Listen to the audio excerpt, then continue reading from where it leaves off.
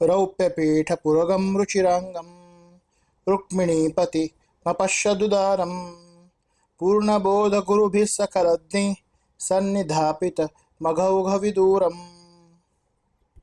मागील श्लोकातील 6 म्हणजे राघवेंद्र स्वामी पुढे रौप्यपीठपुरगम म्हणजे रजतपीठपुर म्हणजेच उडपीमध्ये असणाऱ्या रुचिरांगम ज्याचे सुकुमार बाल असे रूप आहे, बाल अवयव आहेत अशा, उदारम म्हणजे सुंदर अशा, कृपाळू अशा, सकलज्ञेही म्हणजे सर्वज्ञ असणाऱ्या, पूर्णबोध गुरुभिही जगद्गुरु मध्वाचार्यांनी सन्निधापितम स्थापन केलेल्या, अघौघ विदूरम म्हणजे दोष समूहापासून दूर असणाऱ्या, निर्दुष्ट असणाऱ्या, रुक्मिणीपतीम म्हणजे श्रीकृष्णाला अपश्यत पाहिले.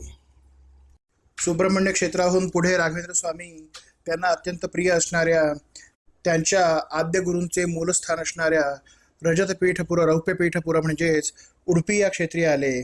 तेथे विराजमान असलेल्या, अत्यंत मनोहर बालरूप असलेल्या, रुक्मिणीपती असलेल्या, सर्व दोषांपासून दूर असलेल्या आणि आपल्या गुरूंकडून म्हणजेच मध्वाचार्यांनी स्थापन केलेल्या अशा त्या बालकृष्णाचे श्री राघवेंद्र स्वामींनी दर्शन घेतले.